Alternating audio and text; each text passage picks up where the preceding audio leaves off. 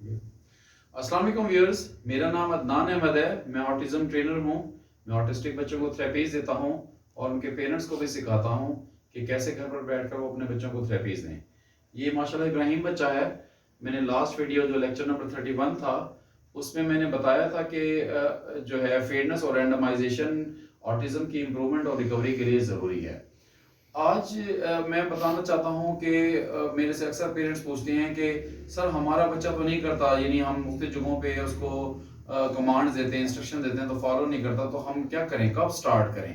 आज मैं आपको बताना चाहता हूँ कि कब फेडनेस और रैंडमाइजेशन किस वक्त स्टार्ट करनी है। हम अगर बच्चे को फेडनेस के साथ अगर उसको यहाँ पर अगर मैं ठहर के कोई इंस्ट्रक्शन दे रहा हूँ, अगर जब मैं पैटर्न बिठा रहा हूँ, जब मैं इसको पहली दफा सिखा रहा हूँ, पैटर्न से पहली दफा सिखा रहा हूँ, तो मैंने फेडनेस के साथ उसको इंस्ट्रक्शन नहीं देनी बल्कि क्लोजनेस के साथ देनी है। जितना मैक्सिमम मैं क्लोज हो सकता हूँ, मैक्सिमम क्लोजनेस मेरी ये है, ये क्लोजनेस है मैक्सिमम।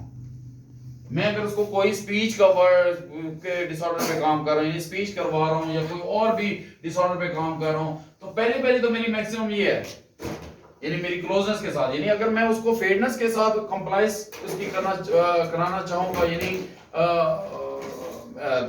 बेटा बेटा शोर नहीं करो बेटा, तो वो जो है अगर मैं उसको इससे कराना चाहूंगा कि भाई फेयरनेस के साथ अगर मैं इसकी प्रैक्टिस कराना चाहूंगा तो ये कभी भी कंप्लाई नहीं करेगा।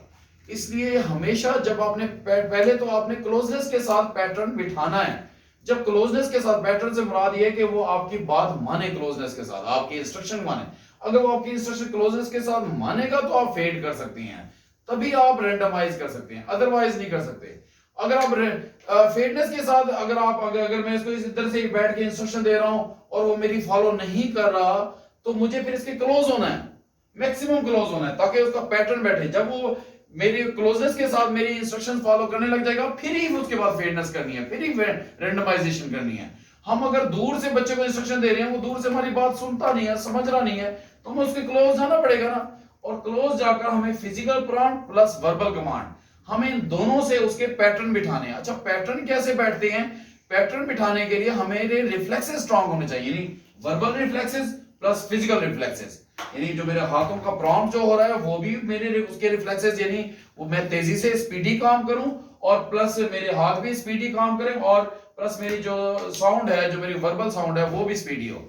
इस तरह से करके हम पैटर्न बिठाते हैं। अच्छा, पैटर्न बिठाने के लिए ध्यान रखें कि 2 दफा कंसेक्टिव आप 2 दफा अगर ये हमें हमारी कंप्लाइंस देता है, यानी करता है, हमारी कंप्लाइंस करता है, अगर 2 दफा कंसेक्टिव यानी हमारी बात मान लेता है, तो समझ जाए आप पैटर्न बैठ गया। फिर उस वक्त आपको जरूरत है कि आप थोड़ा सा फेड हो, यानी जब क्लोजनेस के साथ आप पैटर्न बिठा रहे हो, और पैटर्न बिठाने के लिए आपको के रिफ्लेक्सेस जब स्ट्रांग होने चाहिए, उन स्ट्रांग रिफ्लेक्सेस के लिए जब आप यानी वर्बल भी आप स्पीडी उस पे काम करें और फिजिकली भी आप उसका अपने जो हाथ है वो भी आप उसके रिफ्लेक्सेस स्ट्रांग कर गए, ताकि वो इस चीज को समझे जो हम उसको बता रहे हैं। जैसे ही वो समझ लेगा, यानी जैसे ही वो 2 दफा, कम से कम 2 दफा वो आपको कंप्लाइंस देगा, तो समझ जाएं कि क्लोजनेस के साथ आपका पैटर्न बैठ गया। अब उसी क्लोजनेस के पैटर्न को आपने रेंडमाइज करके फेड करके, यानी अपना डिस्टेंस पे भी फेड करें और बाद में पोजीशन भी आहिस्ता आहिस्ता करके फेड करके आप उसको से वही कंप्लाइंस लें जो उसने पैटर्न में बनाई थी। यानी जो आपको पैटर्न में उसने कंप्लाइंस दी थी, वही कंप्लाइंस क्लोजनेस के साथ जो पैटर्न के साथ दी थी आपको कंप्लाइंस, सेम कंप्लाइंस आपकी फेडनेस में भी वो आपको दे। इस तरह से करके आप के जो है ना, आप चीजों को फेड कर सकते हैं। यानी इसकी अपनी एक एक चीज के एक एक डिसऑर्डर पर जब हम काम कर रहे होते हैं, हम उसके अपनी कंप्लाइंस फेडनेस में भी उसी वक्त ही हासिल कर सकते हैं जब हमने क्लोजनेस में उसके साथ पैटर्न बिठाए होंगे।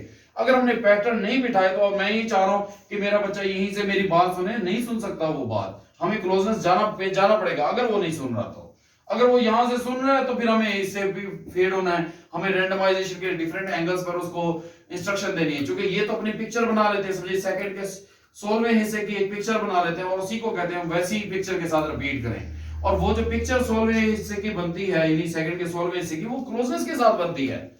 बाद में हम उसी पिक्चर को हम रेंडमाइज और फेड करने के लिए हम पहले आहिस्ता आहिस्ता पहले डिस्टेंस फेड करते हैं।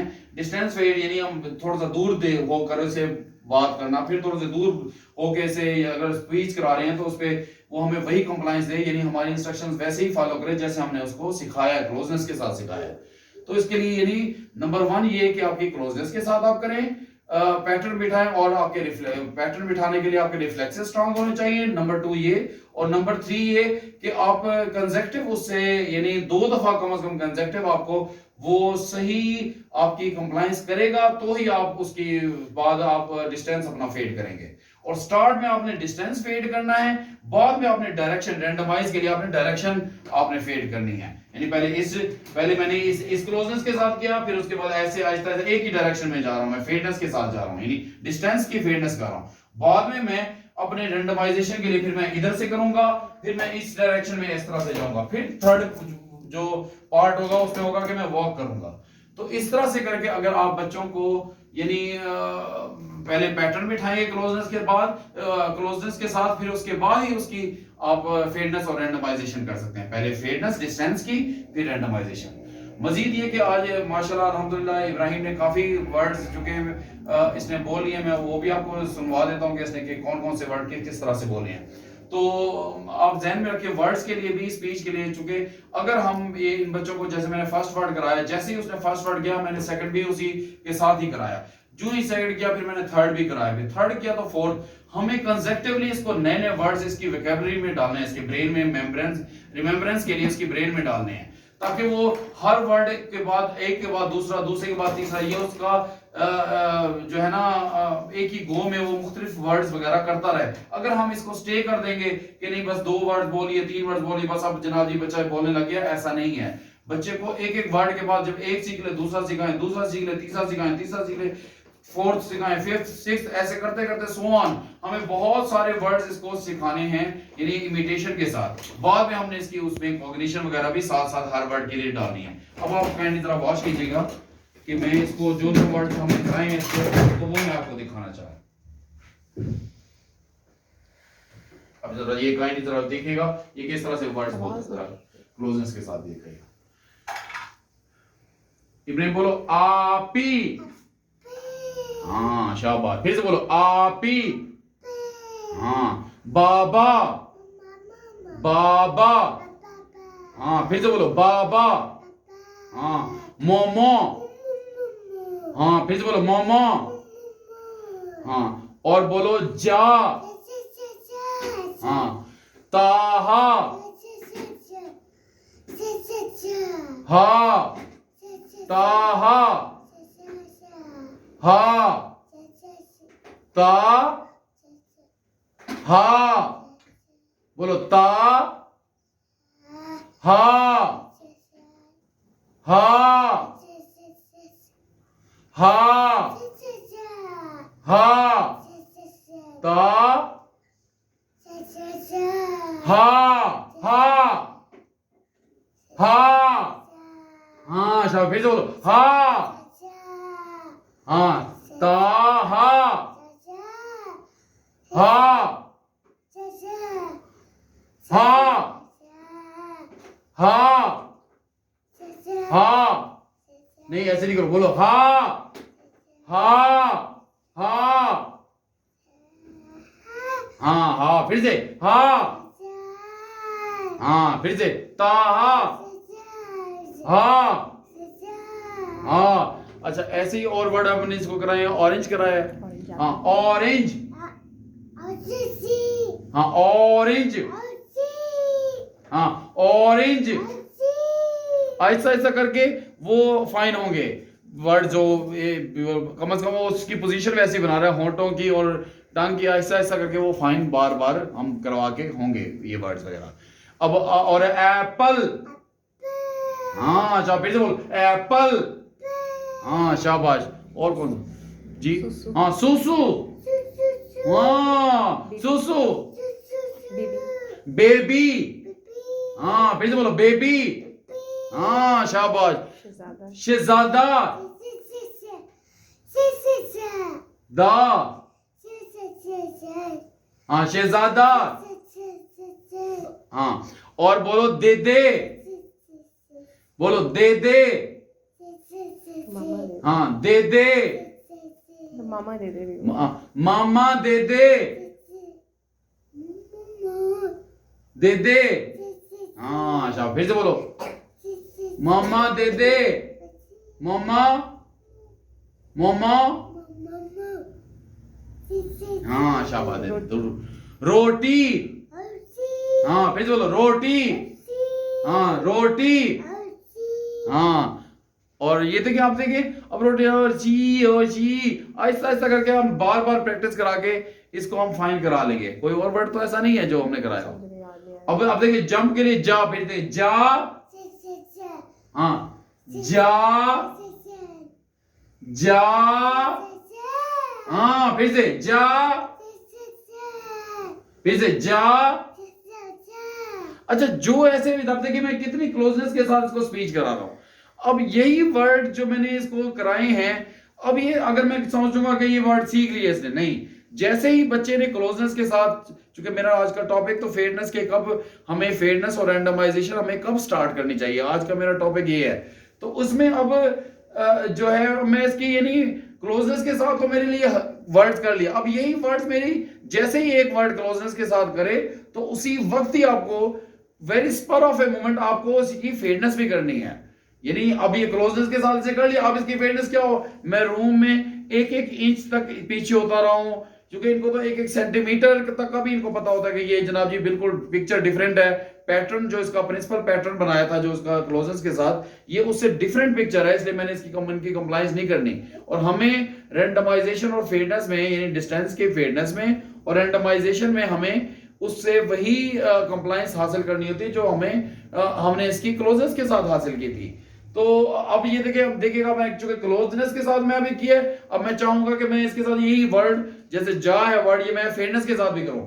अब ये देखिए मैं खड़ा हो गया आहिस्ता आहिस्ता, जब मैं पहले, जब अभी तो मैंने इसके पैटर्न बिठाए हुए हैं फेयरनेस के साथ, बाद में जब मैं हुआ था मैं थोड़ा थोड़ा ऐसे हल्का हल्का ऐसे करके ऊपर उठा था, ताकि वरना वो किसी जगह पर भी अगर वो मेरी कंप्लायंस नहीं करता था फिर मैं क्लोजनेस के साथ आ जाता, फिर जो ही क्लोजनेस के साथ वो मेरी कंप्लायंस करता था फिर मैं फेड हो जाता। तो यानी आहिस्ता आहिस्ता होकर आपने एक एक इंच, एक एक सेंटीमीटर के हिसाब से आपने अपना डिस्टेंस फेड करना है। अब देखो मैं बोलूंगा जा जा जा, शाबाश, जा जा। देखिए मैं डिस्टेंस अपना फेड कर रहा हूं, जा जा जा। अब मैं रोटेट करूं, जा जा, शाबाश, जा शाबाश, जा जा जा जा। चूंकि इसलिए, चूंकि हम जो बात कर रहे होते हैं जरूरी नहीं होता कि हम स्टिल ठहर के, कभी हम वॉक करके बात करें, कभी हम किस पोजीशन में। मैंने इसकी रैंडमाइजेशन हर वर्ड के लिए डिफरेंट एंगल्स पर, पहले डिस्टेंस की हद तक फेयरनेस की थी, बाद में उसके डिस्टेंस के बाद फिर मैंने मुख्तलिफ पोजीशंस पर, मुख्तलिफ एंगल्स पर, मुख्तलिफ जगहों पर जाकर, डायरेक्शंस पर जाकर मैंने अपनी फेयरनेस की थी। फिर मैंने जो रैंडमाइजेशन है वो मैंने वॉक करते हुए भी इसे मैंने करवाया कि ताकि मेरी वॉक करते हुए भी ये मुझे वही रिस्पॉन्स दे जो मुझे क्लोजनेस के साथ पैटर्न में देता था जब मैंने इसका पैटर्न बना रहा था। तो बताने का मकसद ये है कि जो ही आपने क्लोजनेस के साथ बच्चा आपको आपके इंस्ट्रक्शंस फॉलो करने लग जाए, आपने फौरन ही उसी वक्त ही आपने, यानी उसी लम्हे ही आपने उसे फेड करना है। ये 2 दफा अगर वो कंसेक्टिव आपको कंप्लायंस देता है, कंसेक्टिव यानी आपकी बात मानता है, तो आपने फौरन ही उसी की, फिर आपने एक एक सेंटीमीटर, एक एक इंच जितनी वो आपके दे सकता है, यानी आपकी कंप्लायंस, आपको आहिस्ता आहिस्ता उसकी फेडनेस करनी है, थोड़ी थोड़ी करके फेज पे हर एंगल पर करनी है, ताकि वो आपको वही रिस्पांस दे जो क्लोजनेस के साथ दिया था। अब ये सेम वर्ड मैं अब इसे इधर ही कमरे, क्योंकि कई दफा हम बच्चों को आवाज देते हैं, कमरे से बाहर देते हैं, तो वो भी हमारी वैसे ही उसका यानी वर्बली भी हमें वो स्पीच में वैसा ही रिस्पांस दे। जरूरी नहीं होता कि हम हमारी प्रेजेंस में ही बच्चा हमें कंप्लायंस दे, बल्कि हमारी एब्सेंस में भी दे। अब ये देखिएगा, बोलो जा जा जा। अभी देखिए मैंने थोड़ा सा दरवाजा खोला हुआ था तो मैं जा वो था, मैं दरवाजा बंद करके उसे जा कल बोलूंगा ताकि वो मेरी वही कंप्लायंस करे जो मेरी प्रेजेंस में करता, मेरी एब्सेंस में भी वही करे। तो जरा देखिएगा, जा जा।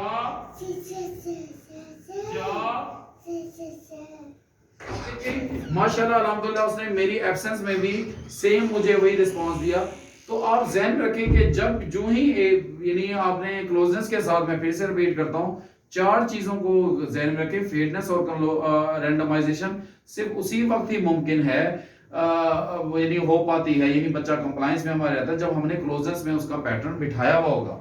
क्लोजनेस में एक तो हमने पैटर्न बिठाना है फर्स्ट ऑफ ऑल, फिर जब 2 दफा वो कंसेक्टिव हमारी हमारी क्लोजनेस के साथ हमें वो हमारी बात मानता है, तो हमें समझ जाना चाहिए कि क्लोजनेस के साथ इसका हमारा पैटर्न बैठ गया है। और तीसरा पैटर्न बिठाने के लिए हमें हमारे रिफ्लेक्सेस जो वर्बल हैं और फिजिकल हैं वो हमारे स्ट्रांग होने चाहिए। फोर्थ वन ये कि जैसे ही पैटर्न बैठे क्लोजनेस के साथ, तो आपने उसी वक्त ही, ऐसा नहीं होगा कि आपने पैटर्न बिठा दिया और शाम के टाइम आप गए या घंटे बाद गए कि मैं इसकी फेयरनेस करूंगा, ऐसा नहीं है। हमें उसी वक्त ही फेयरनेस करनी होती है, जितनी मैक्सिमम उस दिन उस वक्त के हिसाब से जितनी भी फेयरनेस हो सके। लेट्स सपोज इधर से फेयरनेस हुई, मैंने की है क्लोजर के साथ फेयरनेस करते हुए इधर तक गया हूं तो मेरी बात मानना, और अगर मैं एक कदम और पीछे गया हूं तो मेरी बात मानना अगर इसने छोड़ दी है तो मैं समझ जाऊंगा आज के दिन की अभी की जो फेयरनेस है वो इसी हद तक है, यानी ये जो 3 फुट का डिस्टेंस है इस तक उसने मेरी की है। नेक्स्ट डे मैंने या नेक्स्ट टाइम जब भी करना है मैंने पहले यहीं से स्टार्ट करना है, उसके बाद फिर मैंने डिफरेंट एंगल्स पे पहले यहीं से स्टार्ट करके इधर तक करनी है, फिर इसके बाद आगे जाना है। यानी जैसे हम अपनी कोई भी चीज हमने क्वेश्चंस याद करने हो, मेमोराइज करने हो, तो हमें कहा जाए कि 10 क्वेश्चन आज नए क्वेश्चंस हमें याद करने पड़े तो हमारे लिए बड़ा टफ होता है। हमें डेली बेसिस पे 1 या 2 मैक्सिमम क्वेश्चंस को हम मेमोराइज कर सकते हैं। ऐसे ही फेयरनेस के लिए जो इनकी मेमोरी होती है वो भी एक खास हद तक, फेयरनेस की हद तक वो हमें हमारे कंप्लायंस करते हैं डिस्टेंस की फेयरनेस के तक, तो उसके बाद फिर हमारी मजीद अगर हम फेयर होते हैं तो हमारी बात जहां पर आपको लगे कि वो आपकी बात नहीं मान रहा, वहां पर आपने उस सेशन को एंड कर देना है। बाद में फिर जब नेक्स्ट टाइम आपने दोबारा जब इसको अगले दिन या शाम के टाइम किसी और वक्त अगर आप उसको कराएंगे, स्टार्ट यहीं से करेंगे फेयरनेस जो जिस एंगल पे किए होगे आपने, उसके बाद फिर आप उसको यहां से लेट्स सपोज एक दिन में इसने आपको इतनी तक फेयरनेस के साथ आपकी कंप्लायंस की है, तो अगर इतनी की है तो उसके बाद मजीद अगर एक कदम और पीछे हो रहे हैं और आपको वो नहीं दे रहा, आपको कंप्लायंस अपनी नहीं दे रहा, तो फिर आपने क्या करना है, फिर आपने वहीं पे सेशन एंड कर देना। आपने समझना है कि भाई इतनी हद तक तो वो फेड कर रहा है, और रैंडमाइजेशन भी ऐसे ही कि भाई जिस हद तक वो टॉलरेट कर लेता है और आपको यानी कंप्लायंस दे देता है आपकी, उस हद तक आपने उसको सिखाना है। उसके बाद जो मजीद उसकी रैंडमाइजेशन और फेयरनेस है वो अगले दिन या किसी और टाइम करनी है। तो आप इस तरह से करके आप बच्चे में फेयरनेस और रैंडमाइजेशन हासिल कर सकते हैं, या उसमें कंप्लायंस अपनी सेम डिटो वैसे ही हासिल कर सकते हैं जैसे क्लोजनेस में किया है। तो उम्मीद करता हूं कि आज आपको का लेक्चर आपको काफी इससे कुछ लर्न करने को मिला होगा, क्योंकि रैंडमाइजेशन और फेयरनेस के बगैर ज़हन में रखें ऑटिज्म की रिकवरी नहीं। इसलिए आप अपना बहुत सा ख्याल रखिएगा। अल्लाह आपका हामी नासिर रहे। अल्लाह हाफिज़।